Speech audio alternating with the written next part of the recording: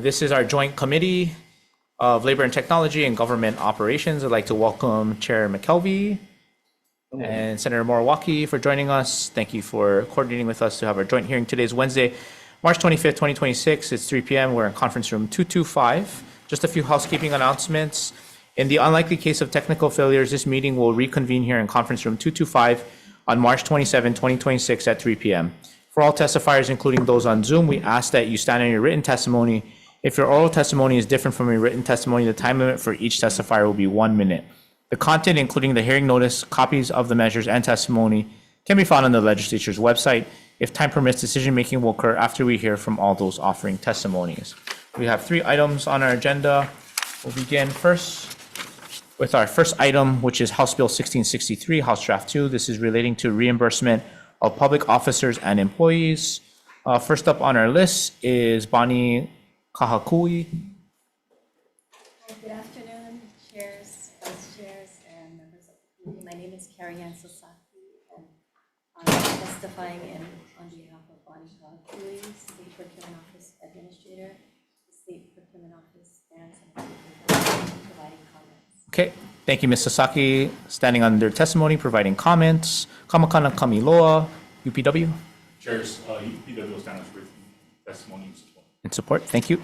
And Nui Sabas, HGA. Chairs, member Nui Sabas for HGEA.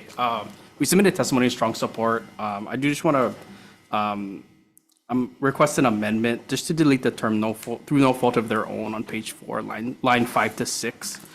Just the term fault might create a kind of a problematic situation if employees has to cancel their travel due to a sudden medical or family reason, and the employer may subjectively determine that they may not be eligible for reimbursement.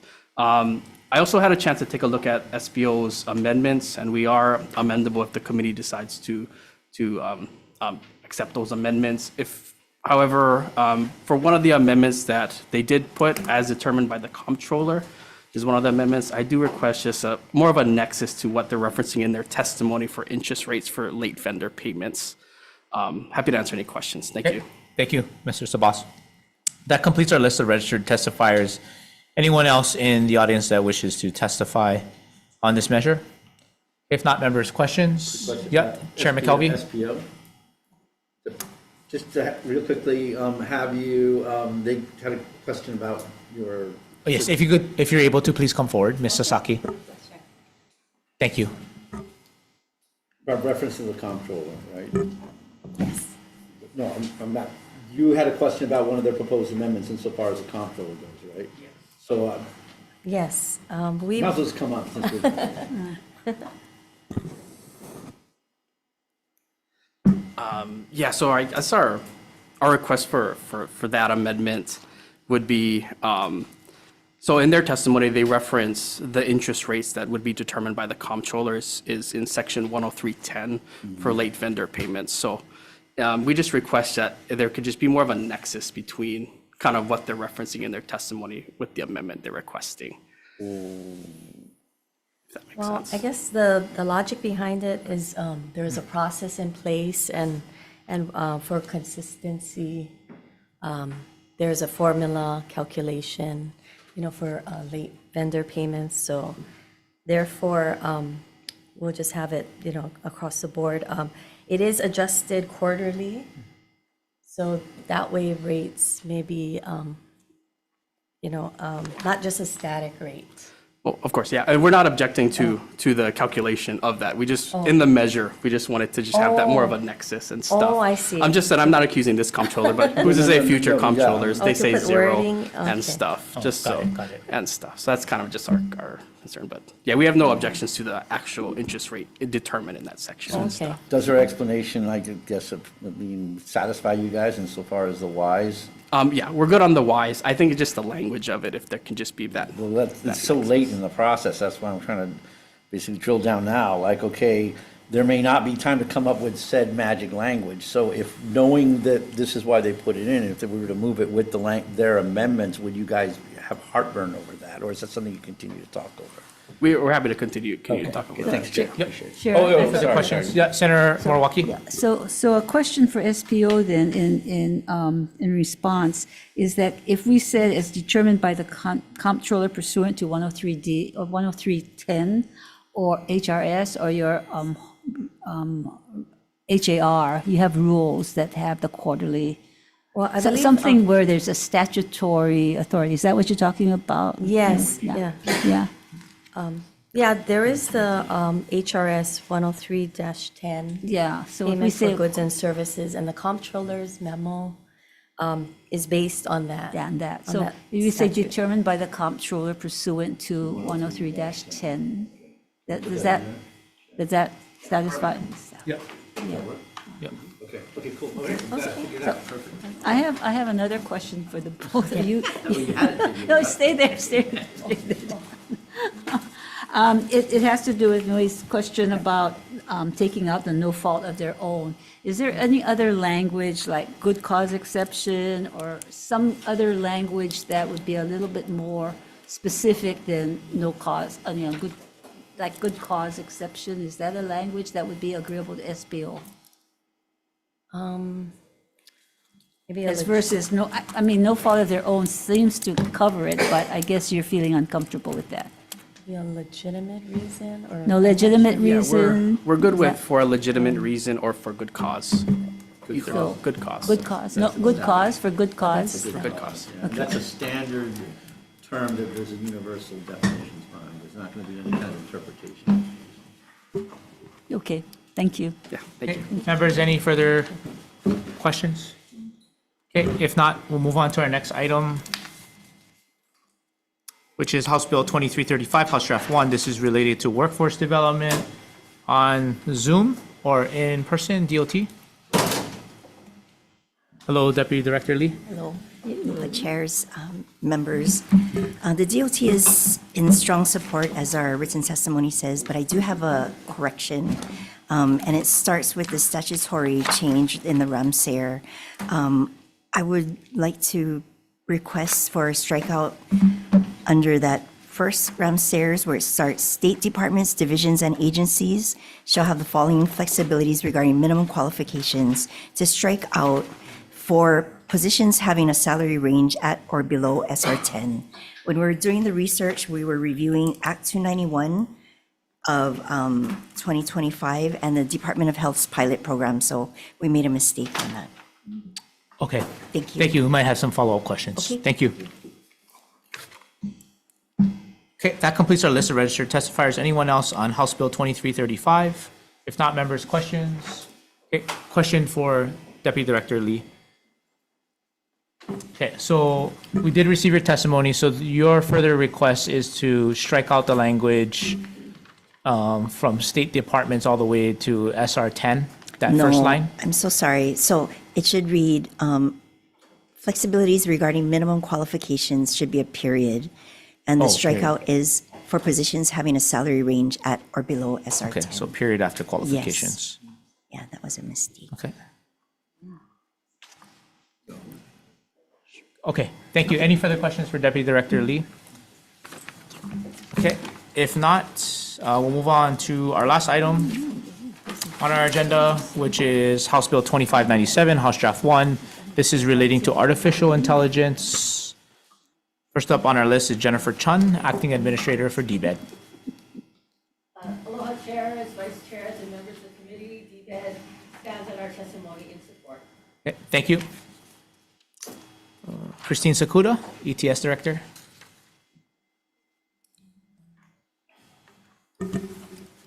Aloha chairs, vice chair, members of the committee. Christine Sakuda, the state CIO, and with the Office of Enterprise Technology Services. We are in support of this bill, which requires the chief data officer, also within the Office of Enterprise Technology Services, with the ability to enhance the state's open data portal. We believe strongly that a portal provide, a single portal, otherwise known as a statewide chatbot for open data, would really help ease our constituents' ability to access state data, publicly available data in a central place, and we are a big advocate of that. In addition to that, the bill also asks the CDO to develop a system to evaluate and select AI governance tools for use by state departments and agencies. And we support that bill as well. We asked for some funding to support those activities. And thank you for the opportunity to testify and stand by for any questions. Thank you. Thank you so much. Okay, that completes our list of registered testifiers. Is there anyone else that wishes to testify on House Bill 2597? Okay, I'll note, members, for this measure, we had 3 in support, 15 in opposition, 1 comments. Any questions?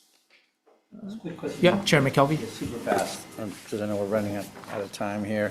You know, I mean, while of course it's advantageous for a chatbot for central government, there was a lot of concerns about it. I think you saw that in the opposing testimony. While not trying to get prescriptive by putting in the bill, would you support language in the committee report to put in the legislative intent that any such system should be safeguarded against for PII, for hallucinations, and any such vendor shall be solely responsible and indemnify the state for any such ramifications of that? Yes, we would support that. Thank you very much. Thank you, Chair, appreciate Okay, it. you're welcome. Yeah, Senator Moriwaki? Thank you. Thank you, Director. The question I have is that I think OIP had testified that, you know, they should be exempted from it, and how you carve out those who don't have a data system that links to whatever, and that they want to carve out their program.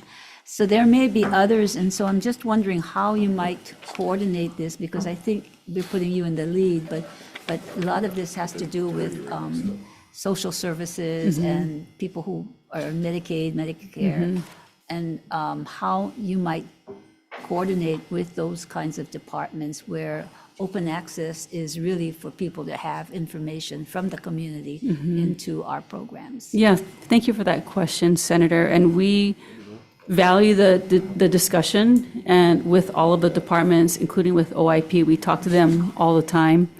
And, you know, the virtual agent or the chatbot acts kind of like a elaborate Google search. And so it does provide a summary based off of the data that it connects to. And the data that it connects to is all publicly available data on the state's different websites. So it doesn't really generate new data aside from the summary. And it also cites the source, like a Google search. It cites the source of the source data.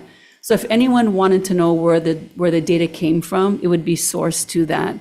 And so the idea with the virtual agent is only to connect to publicly available data. So if there is sensitive data, we wouldn't connect to that. And we do want to hold, of course, any of our partner vendors accountable for making sure that the data is always protected. I think that, so some of the opposition comes from people thinking that you're taking the personal data, but that's not going to be available in this kind of system.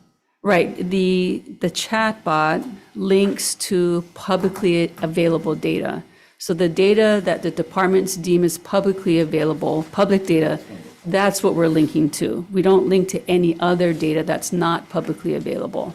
So the one access that we've talked up in the past, especially in social service data, is that I have services from Labor Department, from DHS, from DOH, and I don't want to keep on putting my same data in, my personal data in, and I want that to be going to all of the agencies. Is that something that this kind of system does, or is that another system that has to be developed where I just put my name in once and it's there for all the agencies that I need to get services from?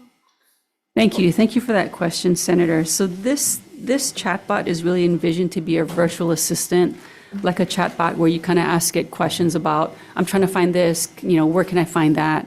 It's not, and so as a chatbot, it has limited capability. It's not like it is a benefit hub that we've talked about in other discussions where a citizen would put information into that hub and it's stored there.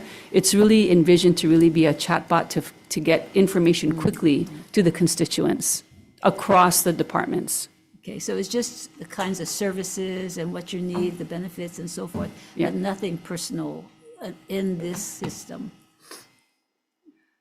As long as it's not publicly available data. Yeah. So the idea of the virtual assistant and the chatbot, like a Google search, is that it only searches what is publicly available. And so we work very closely with all of the departments because they post information on their websites that's publicly available. And that's really where the link is between the virtual agent and the departments. It's what's on their website already. And so we're not, the idea of the virtual assistant is not to query any other data that's not publicly available. It's only for data that is publicly available. And it makes it easy for constituents to find the answers. So we will work closely with the departments to make sure that the data that they provide on their websites is publicly available data. I know we've worked in the past for consolidation, and you have shared resources now. But I think that's part of the beauty of this, is that all departments should be working together. Yes. And we should have one system. So, Yes. but this is a system of services each department provides. Is that correct? Yeah, the departments, some departments have their own chatbots, and they develop it faster than ETS. And so that's fine that they have their own chatbots, and that just happens naturally. But on the state's central data portal, the bill asked for a centralized statewide virtual assistant that connects to all of the other ones. So it's you'll be kind of able a to pull in one-stop the- shop, yes. Yeah.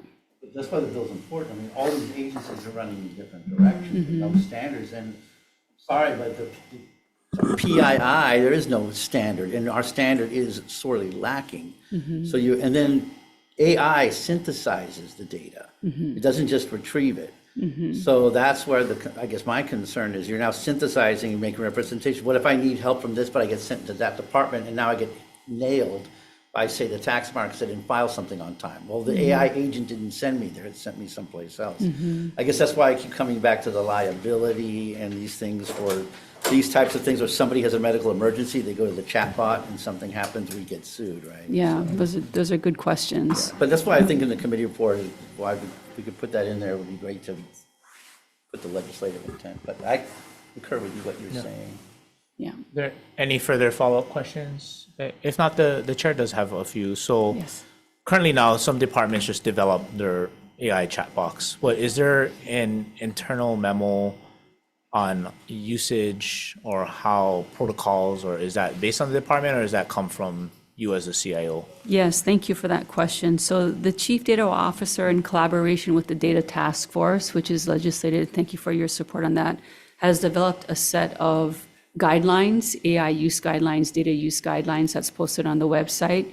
In addition to that, we are working with DHERD to revisit their acceptable use policy for IT, for technology.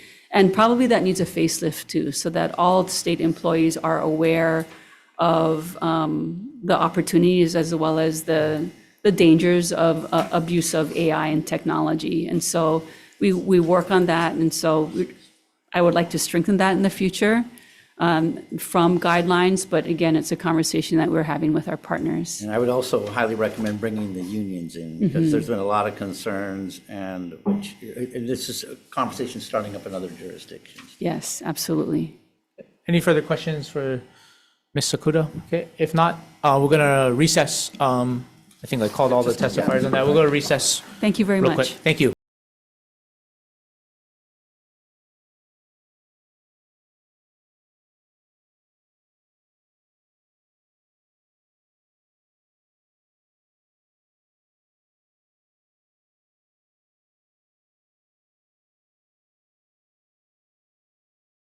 Okay, thank you everyone for your patience. Reconvening our joint hearing from Labor and Technology and Government Operations. Chairs having conferred, we are ready for decision making. We'll first begin with House Bill 1663, House Draft 2. This is relating to reimbursement of public officers and employees. Chair Rook is going to recommend here that we pass with amendments. We're going to accept and adopt the State Procurement Office proposed amendments in their testimony pursuant to HRS 103-10. And we're also going to accept and adopt HGEA's proposed amendments in their testimony, accept and adopt University of Hawaii Professional Assembly's proposed amendments in their testimony, tech amendments, and change the effective date to January 1st, 2077. Any further discussion? If not, Vice Chair Lamassoff for the vote. Chair votes aye. Members were voting on HB 1663 HD2. Recommendation of the chair is to pass with amendments. Chair votes aye. Vice Chair also votes aye. Senator Ihara is excused. Senator Moriwaki. Aye. Senator Favela. Aye. Chair recommendation is adopted. Okay, thank you very much. Government operations, same recommendation. Senate Draft 1, I vote yes. Members, HB 1663, HC2, Chair's recommendation passed with amendment. Chair votes aye. Vice Chair is excused. Senator, I vote aye. Senator Moriwaki. Aye. Senator Awa. Aye. Chair recommendation is adopted. Okay, thanks, guys. Okay, thank you. Our next item on agenda is House Bill 2335, House Draft 1. This is relating to workforce development.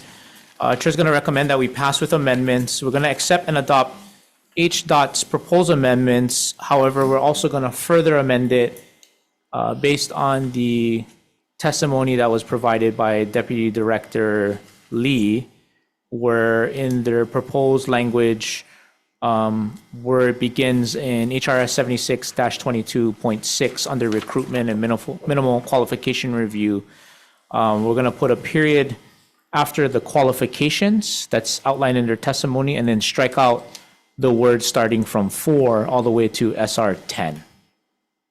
And then in addition to that, we're going to change the effective date to January 1st, 2077. And in the committee report, we're going to highlight DOE's testimony regarding consideration for a framework in a skills-based hiring approach. With that, any further discussion? If not, Vice Chair Lamassoff for the vote. Chair votes aye. Okay, members were voting on HB 2335 HD1. Recommendation of the chair is to pass with amendments. Anyone present wanting to vote with reservations or no? Hearing none, Chair, your recommendation is adopted. Okay, thank you very much. Government operations, same recommendation. Senate Draft 1, I vote yes. Members, HB 2335, Chair's recommendation is passed with amendments. Chair votes aye. And noting excuse of Vice Chair Gabbard for this measure and all others. Any members voting with reservations? Any members voting no? Without others voting aye, recommendation is adopted. Okay, thank you. Our next item and our last item is House Bill 2597, House Draft 1. This is relating to artificial intelligence. We had a really good discussion with that.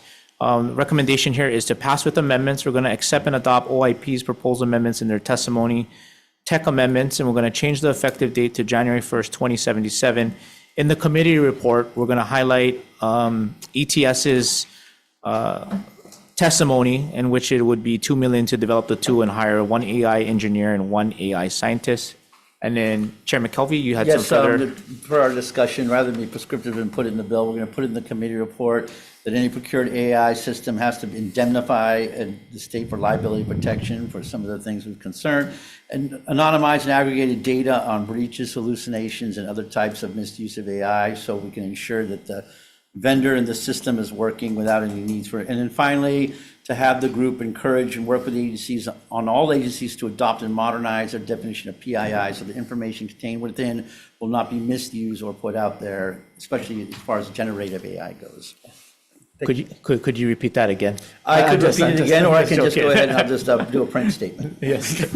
Thank you, Chair. So with all that, recommendation is to do all that with amendments. So, yes.